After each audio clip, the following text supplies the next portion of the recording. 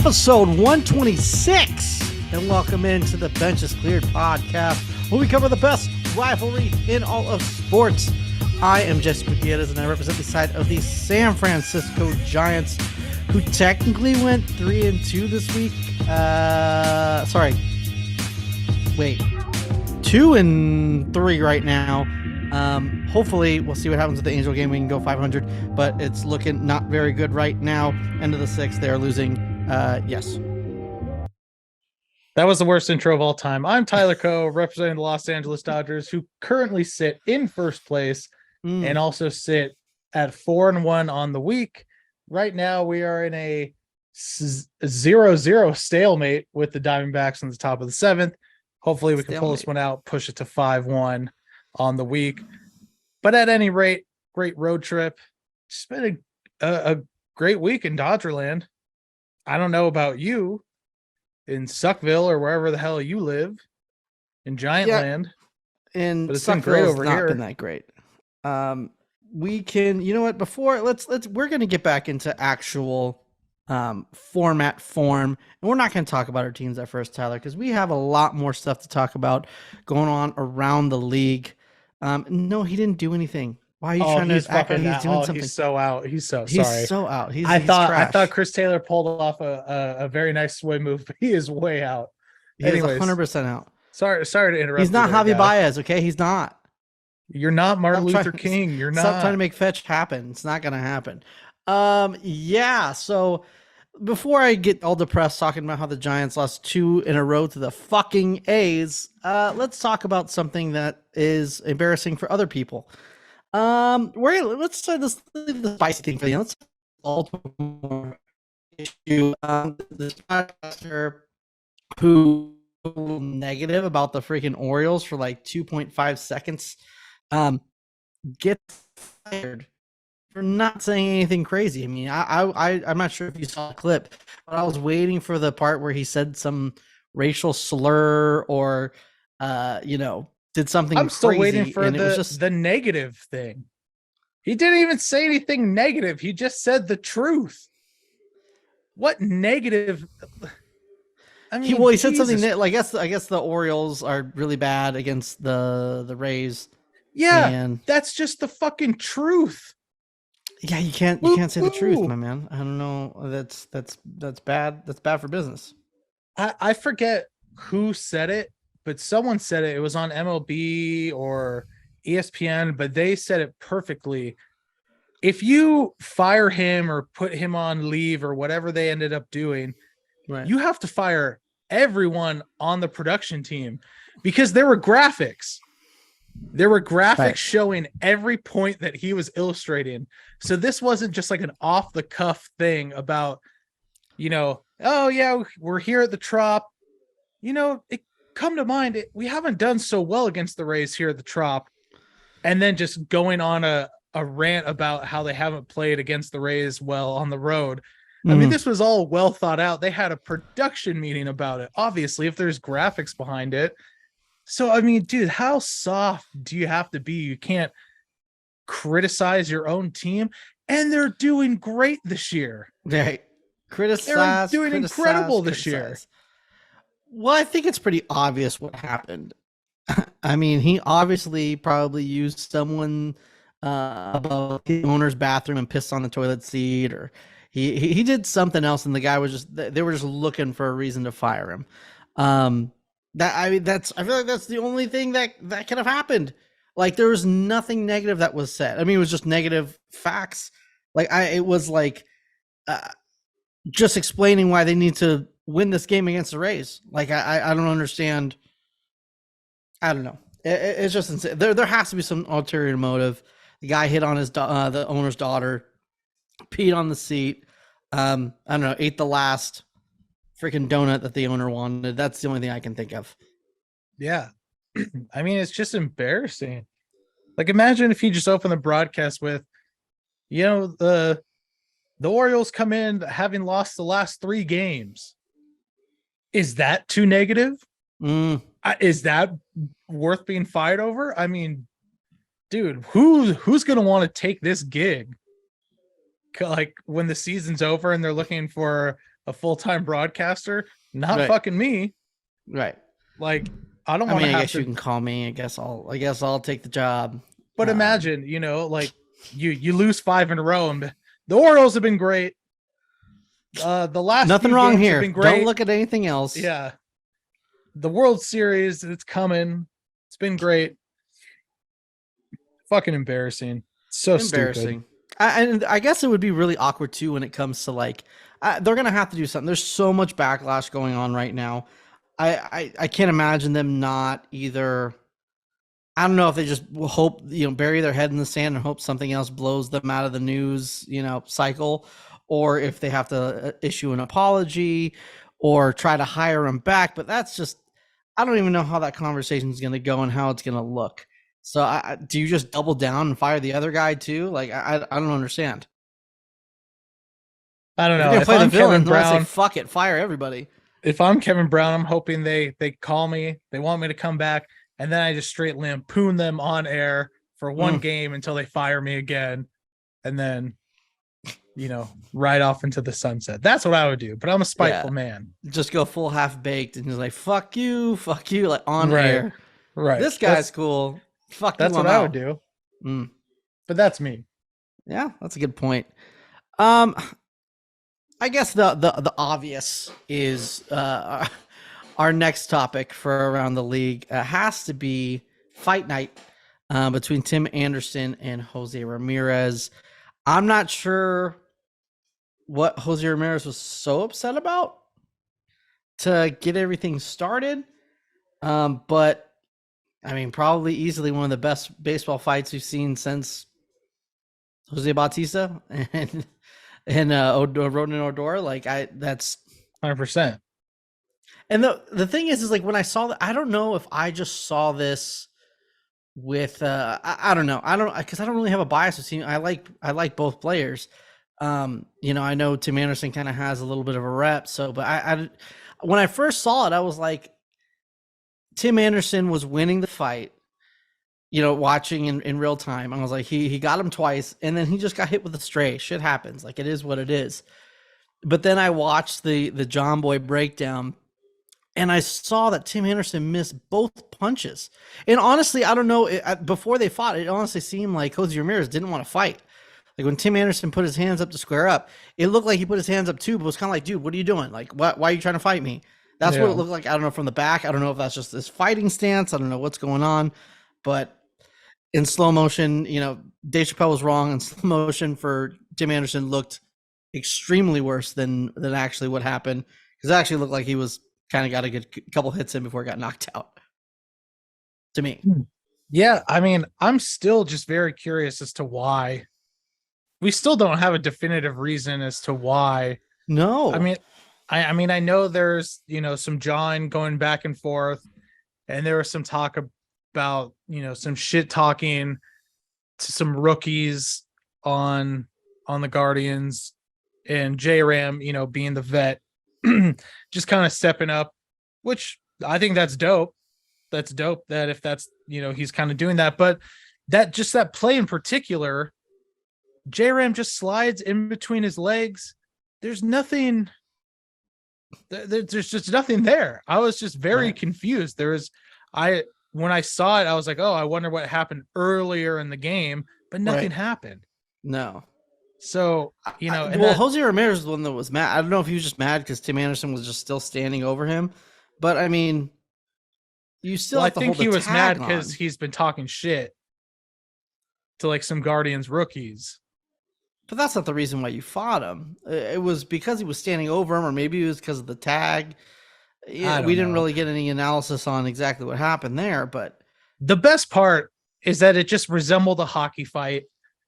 Tim Anderson throwing his glove down and the umpire getting in between for 1 second and then realizing I want no fucking part of this, baby, and just letting them go. That was the coolest fucking thing ever, because in any other baseball fight, it's just when it happens, the umpires just don't get there. But this guy was right fucking there and just said, nope. Which is perfectly reasonable, which is the right thing to do. Because what the fuck would you do if you're the umpire? I would have done the exact same thing. They're like, Right. hell At no. some point, you're gonna get hit with one of those Yeah, I'm not straight catching punches. a If they're straight punch. Hell no. uh uh From either of uh. those guys. And everyone like lampooning fucking Tim Anderson, being like, oh, he's a bitch. I don't want to catch a punch from Tim Anderson. Yeah, fucking right. You want to square? Yeah, you think anyone on Twitter would square up with Tim Anderson? Yeah, fucking right. Yeah, I mean, it's just a bad look for Tim Anderson all the way around because he got rocked, and then he gets kind of dragged off the field, and then tries to come back, and then gets carried off the field. Like, I mean, because Tim Anderson's a Oh pretty short yeah. guy, gets carried off the field like he's just like a little kid, like that. I don't know, man. I felt bad for him. It's like, damn, dude, if the White Sox would have traded him, he would have saved himself this embarrassment, So blame Oh the yeah. White Sox. But I don't know. I mean, What the can you White do? Sox are having a whole litany of issues right now. Right. Dude, the whole Kenyon Middleton thing. Did you see the Lance Lynn interview?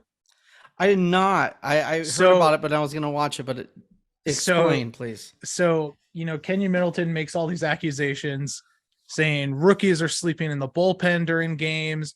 There's Right. no leadership. It's just the fucking Wild West. Right. Lance Lynn goes on an interview and says, I can't confirm what's true, but I can Right. tell you what's not true. And then just proceeds to sit there in silence and doesn't say a word. And then the people talking to him like, oh, okay, like, oh, I'm starting to catch on. I get it. And he's like, yeah, I can tell you what's not true. And then he just sits back and is totally silent. And I was like, oh, that's pretty good. So the White Sox are just a dumpster fire. Which is kind of crazy because I feel like, I don't know, it's kind of Lance Lynn's fault. Like, he's one of the veteran guys that's supposed to be that guy. You look at, I mean, I guess Elvis Andrews has only not been there that long, so you can't really expect him to do much. But like, Lance Lynn's been there for a while. Like, you think that he would be the one to be like, start laying the law down? Middleton said that it became an issue when Lance Lynn left spring training early to pitch in the World Baseball Classic. That's when things started. Okay. I don't know, bro. All I know is Lance Lynn's been fucking balling, which we'll get to. So I don't give a shit. Yeah, because I guess apparently trading for starting pitching is actually kind of a good thing. And I guess I'll just fucking start, and then you can end on your fucking high note, and while you're all sad, oh, the Dodgers are better than I thought they were gonna be. Like, shut. Oh, I got Freddie Freeman and Mookie Betts on my team. It's so hard. Yeah. So the Giants, they win that one game in Arizona, like I did predict, which is tight. Woo. Thank you. I appreciate that. This is where my superstitious fandom comes in. I knew they were going to lose at least one to the A's because they lost 2 to us in a row. And then I forgot who they played in between, but I think they got swept by that team. And I know they lost both games in LA. So I was like, okay, we're going to lose at least one. There's no, you don't, 9 times out of 10, they're not going to lose that many in a row. That's why, honestly, I would rather play a team that's on a hot streak than a historic low streak, because I feel like, you're bound to get you're bound to hit a rebound. You face a hot team, it's like they got to cool off sometime. And, so they ended up losing game 1. It is what it is. Ross Stripling does his thing, and then it's like there's just no fucking run support at all. But then the second game was just these bullpen games. I know, sorry, I'm getting ahead of myself. Alex Cobb pitched it, and it was just a rare bad game from him. But and I guess some offense did show up, but it's like, fuck, dude. Like, you come now into to Anaheim, and you're losing in the middle of the 7th to this team right now in game 3. But these bullpen games are so fucking agonizing. And I know everyone likes to keep on talking about, oh, but look at their record. Look, and I feel like at least a quarter of the time they're winning in spite of the fact that they have the opener is not a fucking good thing, especially when you have like 7 guys pitching in it. It's a bullpen game. It's not even a fucking opener at this point. Because before the opener, you were still letting Mania go 4 or 5 innings. You were letting Tristan Beck go 4 or 5 innings. Now these guys are going like 2 innings. And I don't know, like maybe it's just because you're relying on too many people to have good games versus letting one guy roll out and seeing what happens. This is just really stupid, and it makes no sense. It's exactly what I was going back to before about how the opener, I mean, the not trading someone not getting a starter at the trade deadline. I can't even fucking talk. Not getting a starter at the trade deadline was so stupid and asinine. Like, I don't know what you just thought these relievers' arms were just going to stay intact and not get tired. There's a reason they're fucking relievers.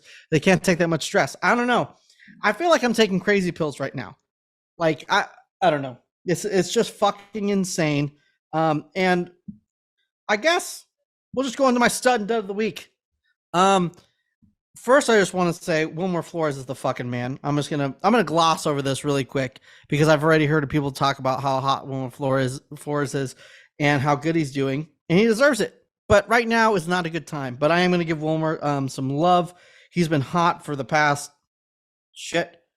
month. He's been really hot. But I mean, these last 14 and 7. I mean, this last 7 games, he's almost batting 500. It's a 1.2 OPS. Like it's out of control. He's semi carrying this team as much as they can, but you know, he's only one man. He's only one man. There's nothing you can do. I'm going to give my dud to a duo of 2 lefties who are supposed to anchor this lineup. And I get these guys are in little hot, cold seasons, and it is what it is. But they've been cold for a while, and they're in the middle of this fucking lineup. It's going to go to Jock Peterson and Michael Conforto. 2 lefty outfielders, well, / DH types, I guess. But Jock Peterson playing the outfield, which actually isn't nearly as bad as I thought it was. You know, he's definitely better from last year, but that's besides the point. They're both on the interstate hitting under 200 and a lot closer to 100, both of them, than they are to 200. And, I mean, both have OPSs in the 3s. They're striking out. Jock Peterson's a quarter of the time, and Conforto's a third of the time. Like, these are the guys that are supposed to anchor your lineup. These are supposed to be your fucking guys in this time. I mean, I understand this season when they play shitty teams, they tend to struggle, and they do really well against teams that are over 500 and teams that are supposed to be good. But I don't know. You can't just bank on that. I mean, until it happens, you can't guarantee. If you lose to the A's and looks like you're going to lose a series to the Angels, who were 0-7, actually 0-6 going into the series against us, that they lost, 0-7 because they lost the first game to us. But you can't just bank on the fact of, we played, better teams than, teams that are over 500. So the Rangers and the Rays, no big deal. We'll just cream them. Like, you can't just bank on that shit, especially when you're not fucking hitting and you have 2.5 starting pitchers. I'm not even sure if you're naming Ross Stripling as your third guy right now. And hopefully Alex Cobb, that was just a one-off thing. I mean, I understand starters. It's a whole thing. I mean, if you happen to have the shits on the day that you're starting, it could fuck you up. It could be nothing. It could be fine. It could be a fluke. It is what it is. But what if he's hurt nursing something? Now you only have 2 starting, 1.5 starting pitchers, and your other starter, your one that was supposed to be your anchor, is nursing something, not even pitching full strength. So you have 2 totals. So you have 2 halves that you're using on 2 different days. I don't know. Thank God for Logan Webb. It is what it is, right? They already dropped down. If they lose today, they drop down to the 2nd wild card spot by a decent margin, but still going into a hard week coming up, which we'll get into later.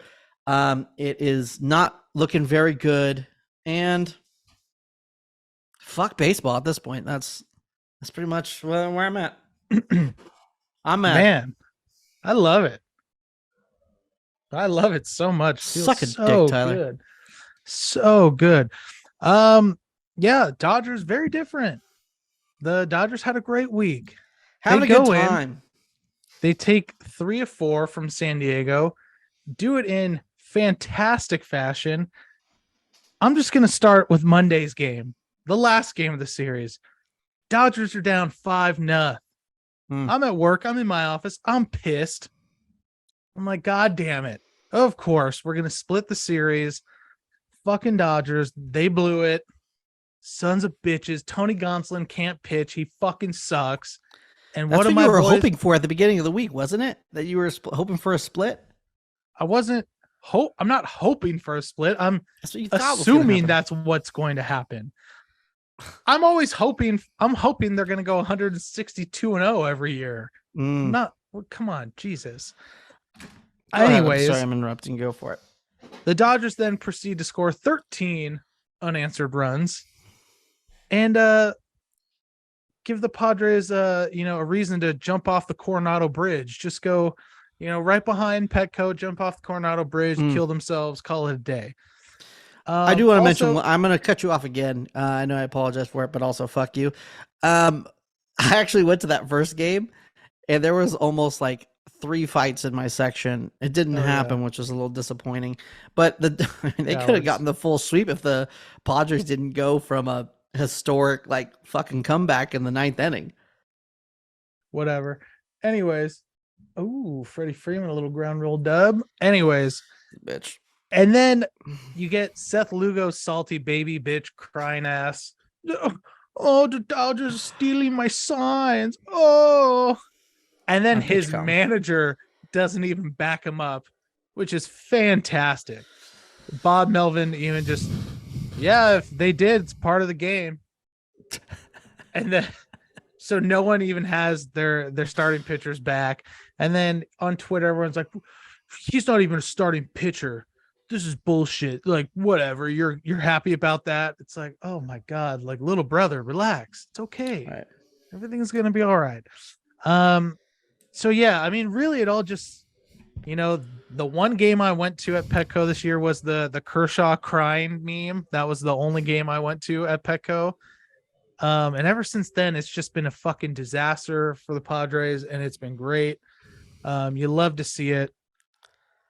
Then the Dodgers head to Arizona. They won last night. Last night got a little dicey. It was 5-1 going into the 9th. And Evan Phillips, the guy we've been depending on all year, starts giving up some runs. And the way, I don't know if you saw the way the game ended. It basically ended on a double play because Corbin Carroll didn't run out the box. Right. Corbin Carroll thought that ball was going to go foul, and Freddie Freeman, like a wide receiver, kind of tiptoed along the foul line and caught it. And it was a double play that was basically no contest because Corbin Carroll didn't run out of the box. So big ups to Corbin Carroll because he's the second fastest guy in the league. Definitely would have legged that out. And right now the Dodgers are tied 0-0. So we're on the precipice of a pretty damn good week, which is going to get me right into my studs and duds of the week. I don't know. Should I go dud first? Let's go dud first. I'm going to go dud first. We're going to go Max Muncy. Last 7 games, 2 for 19, 7 strikeouts. Yes, he does have 7 walks. That's, Max Muncy's thing. But we need him to hit. He has a big bat. We need him to hit. But let me get into my stud. Let me tell you about my stud, Jesse. 1, Frederick Freeman. Last 7 games. I'm talking 12 for 29, 2 dingers, 6 ribbies, 2 stolen bases. He's batting .414, an OPS almost 1,200. But he's been doing that for the last 30 games, Jesse. 30. 30. The guy's batting .343 on the season right now.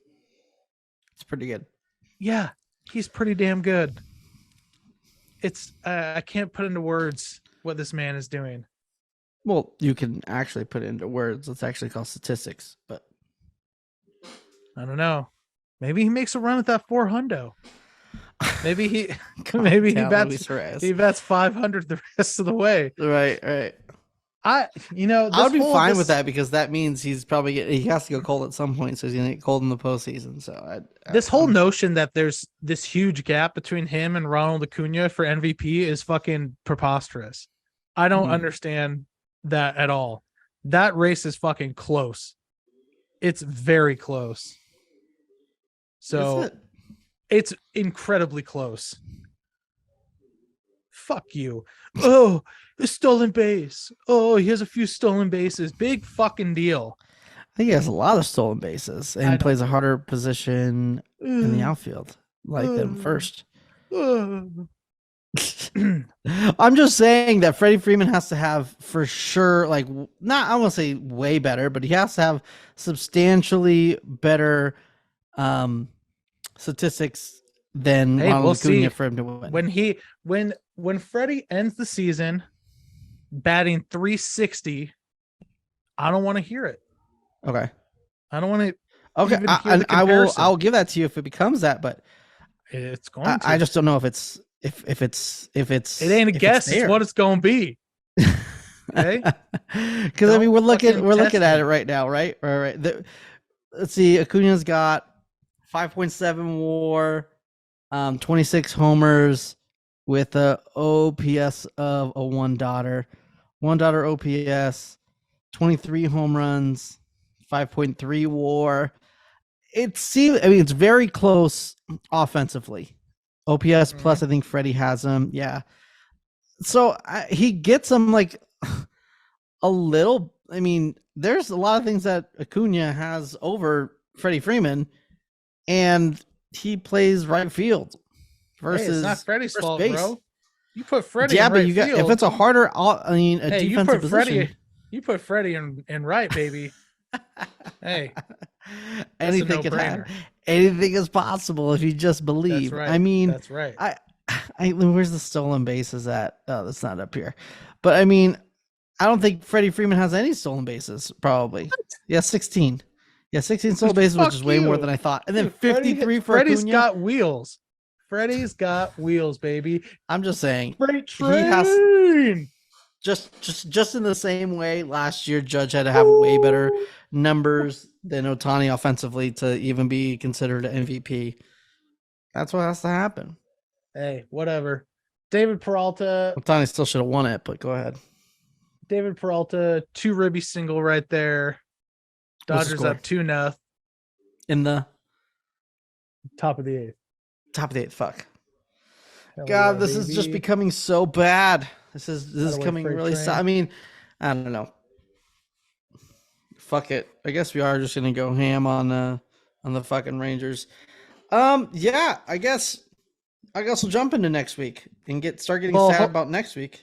Hold on. I mean, I want to rain on your parade just a little bit more. Rain on my parade, dude. I mean, while it's raining, let's fucking just go, dude.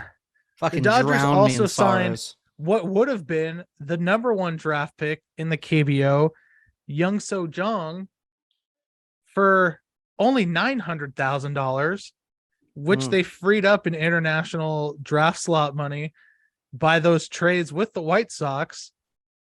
Shit. And I mean, he's only 19, so obviously, he's a high schooler, right, in Korea.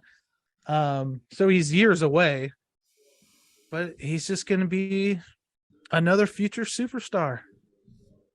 I mean, the kid could have been the #1 draft pick, but he decides, you know what? I want to go play for the Dodgers. Oh, I can see it now. 3, 4, 5 years from now. Mm-hmm.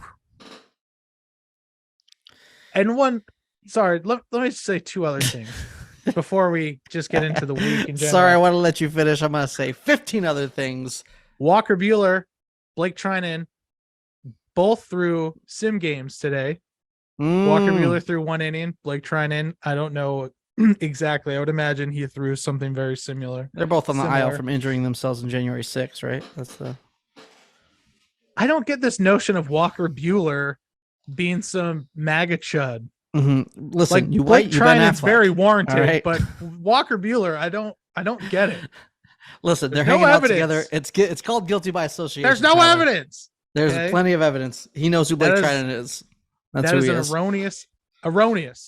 Erroneous on both counts. Okay. Anywho, Walker is feeling good. He said he's gonna be on the mound for the Dodgers in September. So what does his doctor say? That's what he said. Okay. Fuck his doctor. Fucking right, I'm a doctor. Anyways, he said he's going to be on the mound. He said, I don't know if it's going to be by September 1st or when, but it's going to be in September. And Blake Trinan said he's pretty confident he'll be back this year too. Dodgers are sitting pretty, baby. Kershaw's coming back. Hope maybe this weekend. I mean, if everyone can just stay healthy for the next couple months, for the fucking love of God, please. It'll look like, the Lance Lynn trade may have been enough. And Ryan Yarbrough looked pretty good in San Diego as well. The little piggybacking they did. So we'll see. We'll see, brother. But everything is coming up roses for the Dodgers. Feels great. You're depressed. I love that. Just couldn't be happier. Must be fucking nice. Because it is not getting better in San Francisco coming up, because we got 3 coming up against the Rangers and 3 against the Tampa Bay fucking Rays, and the Giants are not that great at home. So I'm not even sure what's. I mean, it would be great if we can go 500. If we lose a series and win a series, I would love that. That would be great. They do miss Max Scherzer, so that's good news. They're going to be facing Gray, the Heen Dog, and Dan Dunning, who's actually having a very good year. I mean, that's the main story, is obviously how good the Rangers are and how good the Rays are. But it's obviously the first time that Boch is going to be coming back to Oracle since coming out of retirement, which is kind of, I don't know. It's kind of weird. It's a weird feel. I mean, it'd be good to like honor him and all that kind of stuff. I'm sure they're going to have a big like video thing, and it's going to be great. I don't know. It's just funny to me when you hear like the old heads talk about the Giants and Bochy, and how Bochy was just on this magnificent run and everything was going great. And then Farhan stole the team and then made Gabe Kapler manager and cut Bruce Bochy down in his prime. Like, that's like the narrative that always gets pushed out. In all reality, I mean, the Giants teams, the last 3 years of his of him managing were not good. He was getting a lot of heat from just throwing out veterans, not playing young guys. I mean, it's also I think part of the Giants not having really developed any young guys, and maybe that was part of it. I don't know. I'm not a fucking player development specialist, so it's just kind of funny to me. I mean, there's no Boch slander that's ever going to happen, and for really good fucking reason.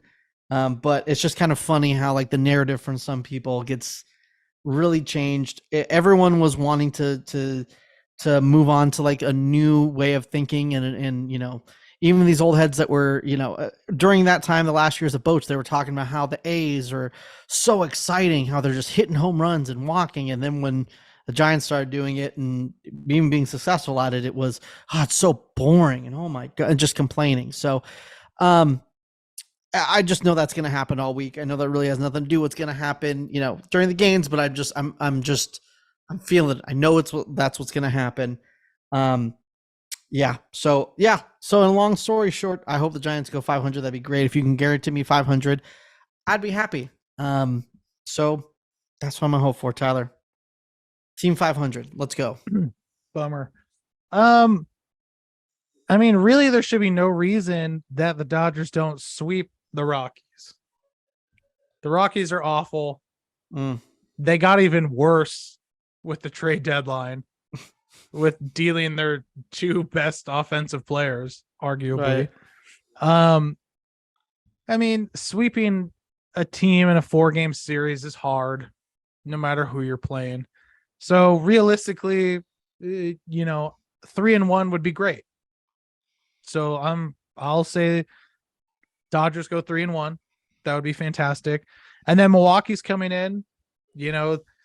They're in a super heated race right now for their division with Cincinnati and Chicago, which is, a month ago, no one saw that coming. So Milwaukee, they need to be playing tough. So if Dodgers can take 2 of 3, that would be fantastic. So the Dodgers are rolling right now. So I'm gonna say they ride the momentum. Dodgers go 5-2. And we just keep this train rolling, baby. We just widen the gap a little bit more, that division lead, and just kind of put a stranglehold on it. Sounds terrible. And I just got Giants fans. Do not look at the schedule for the rest of the month. I just was curious on how long it would take us to play like a team that we should be beating. And I guess arguably the Reds could be because they're struggling. They're kind of dipping back down, but you don't play a sub 500 team, a team that's not in the race, till the Rockies come into town September 8th. So should be fun. When you play the Rockies, are you playing them at home or on the road? We are playing them at home. Oh, and then we're playing Milwaukee at home. All right, yeah. Fuck the longest homestand of the season, actually. It looks like the Giants will probably be out of the NL race realistically by the end of the week. But I'm an optimistic guy, you know. That's all I got for you. Yeah, that's. Hey, you know, 8 games back. 8 games back, middle of August. It's dicey. September. The World Series DVD is going to start in the comeback of September. It's going to be great. What was the whole thing for the last few years now? We're coming, baby. We're coming. We're fucking coming, baby. Joey Bart's going to find his way onto the roster. Damn right. 400. Mm-hmm. Yeah, right. Joey Bart's never going to see a major league field ever again. Heliot Ramos it just came up and he's going to go fucking insane, baby. I doubt it. How did Heliot Ramos come up when you have AJ Pollock? That makes no sense. AJ Pollock just won the IL. So that really? goes our MVP. Yeah. He played like 3.5 games. He was actually hitting cleanup. Was it the first game of the Angels? I don't know. I think it was the first or second game of the Angels series. No, it was the first game because it was the game that I was at. So I mean, in all honesty, that's what everyone wants. What? Everyone wants Ramos on the roster anyways. Right. No, for sure. I don't know. He's still really fucking young. I think he's like 23. So, yeah. I mean, yeah, he struggled a lot in AAA, struggled when he came up. There's always hope that, you know, a light bulb comes on or something just changes and, you know, he could be the guy that, you know, that the prospect that was promised and prophecies all align and the Giants finally have a homegrown all-star outfielder and it'd be amazing. Yeah. Just before we wrap up, I just want to mention the Dodgers trades. All of them. I know last week I was pissed, but boy, howdy, are all of them doing very well. Kike Hernandez is batting like 340 since he came over. When he's not throwing it into the other team's dugout. Okay, that happened once. Get over it. That was one time. That's my first Asian. Anyways, Ahmed Rosario is figuring it out. He's transitioned to second base very nicely after never playing second base in his life. Joe Kelly is looking pretty damn good. And I can't believe I forgot to mention his little interaction with Fernando Tatis, which was just great. Yes. Well, here's one thing I just want to mention about it. People, I think I've heard a lot of narratives about why he said what he said, or maybe he didn't say what he said. And I just feel like the obvious one has not been said. So I'm just going to really quick talk about it. You know, people are saying maybe players are still mad at him for doing steroids or whatever. Maybe that's true. I don't know any players that are playing against him right now that will say that they are, or, you know, whatever. But I think it's pretty obvious that when he threw one, I mean, it was kind of close to him. I don't think it was that close for him to fall down, get up and like stare at Joe Kelly the way he did. Right. And then when he struck him out and then he said fucking bitch or something like that. Right. I think that's the obvious thing is you over exaggerated. You're a fucking bitch. Like he's talking about that instance. I don't think it has anything to do with steroids or, you know, his perception in the league. It just seemed like in the heat of the moment was like, get up, you fucking bitch. Yeah. That's it. And the whole thing about, you're throwing at a guy's head on purpose, blah, blah, blah. Joe Kelly's not throwing at a guy's head on purpose. At least I don't think so. I mean, I agree with you, but let's not pretend that's not been his MO. I mean, it's not the first time. But hold on. Did he come high and in on purpose? Absolutely. Of course. Right. Was he trying to hit him in the mouth? No. No, in this instance, I don't think he was either, but it's just funny to hear. I get what you're saying, but it's just funny to hear that said about Joe Kelly and not be like, well, let's not pretend that he's never, that's never happened. I'm not saying he is a saint. I'm just saying, one, I feel like if Joe Kelly was going to throw at you on purpose, I don't think any major league pitcher is going to throw at someone's head on purpose. I truly believe. I guess so. I truly believe that because they know.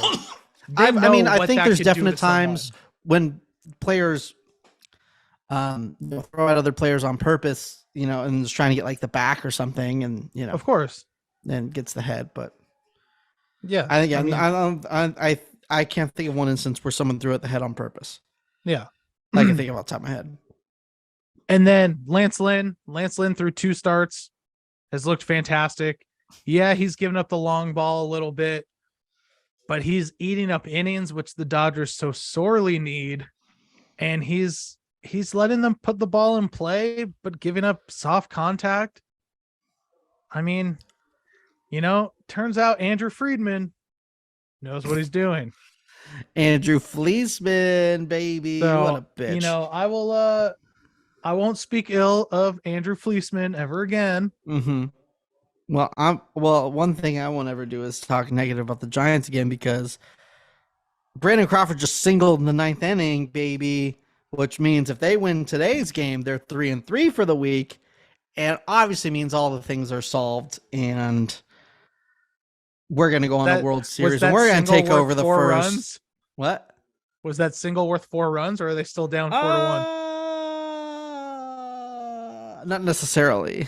I mean, I think it's to get something started to score 4 runs. So I see. Stay tuned. Okay. Well, you're not going to be able to stay tuned because that wraps it up for us this week. This episode was brought to you by Renovation Candle Company, whose fall candles will be out soon. When? In a couple weeks, probably. I don't know. They haven't announced it yet. Yes. But you'll be the first to find out. Sponsors give us money. We give such good promos. That was so good. If I wasn't buying a candle, now the fuck I am with that speech. You're damn right. Yes. Yes. And if the Giants do come back, take everything I said back. The opener and the bullpen games are the best thing that ever happened to baseball. And Farhan deserves to sit on a golden throne. But if it doesn't, I meant everything I said what I said. Thank you guys so much for listening to this episode. We'll see you guys next week. But in the meantime, make sure to follow us on Twitter, Benches Cleared P, Instagram / Benches Cleared Podcast, and TikTok, Benches Cleared. Look us up, subscribe to us on YouTube. Blake Sable has a hit. We're coming back. It's going to be great. Everything's going to be fine, Giants fans. We're great. Jesus and we'll Christ. see you guys next week. Everything's great. World Series 2023. Yeah, it's on That's my TV. not a hit, motherfucker. That's an error. Well, I'm not watching the game. It's a fielder's choice error. Yeah, I'm not watching the game. All I saw was on the game day was no out. So I assumed it was a hit. Well, yeah, CJ Crone just threw the ball fucking 5 feet wide of second base. Yeah. Should have been a game-ending double play. But was it, though? No. Giants lost. We suck. They sure fucking do.